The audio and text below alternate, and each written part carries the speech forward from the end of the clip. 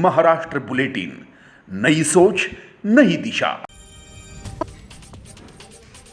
नासिक ग्रामीण पुलिस की स्थानिक अपराध शाखा ने अवैध शराब तस्करी के खिलाफ एक बड़ी कार्रवाई को अंजाम दिया है।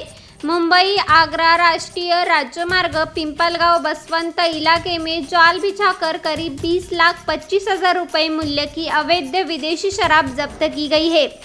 पुलिस निरीक्षक रविंद्र मगर को मिली सूचना के आधार पर कोकनगांव फाटा फ्लाईओवर के पास वाहनों की चेकिंग शुरू की गई। इस दौरान एक आयशा ट्रक को रोका गया, जिसमें प्लास्टिक के खाली ड्रमों के पीछे शराब के बॉक्स छिपाकर रखे गए थे।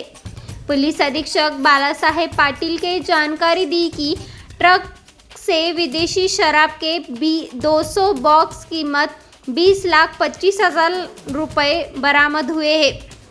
पुलिस ने शराब के साथ 6 लाख का ट्रक, मोबाइल फोन और ड्रम समेत कुल 26,66,000 रुपए का माल जब्त किया है। शुरुआती जांच में पता चला है कि शराब केंद्र शासित प्रदेश दीव दमन से तस्करी कर लाई जा रही थी। पुलिस ने इस मामले में ललित हीराराम सोनी को गिरफ्तार किया है। आरोपी के खिलाफ महाराष्ट्र शराबबंदी कानून के तहत मामला दर्ज कर आगे की जांच पिंपलगांव पुलिस कर रही है।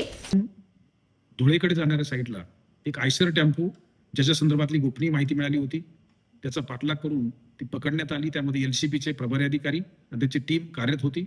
त्याच्यामध्ये व्हेरिफिकेशन केल्यानंतर त्यामध्ये दीव दमन या ठिकाणून अवैध मद्यसाठा हा त्याच्यामध्ये आढळून आला। साधारणतः त्याची किंमत 20,25,000 एवढ्या रकमेचे 200 बॉक्स मद्याचे त्यामध्ये मिळून आलेले आहेत।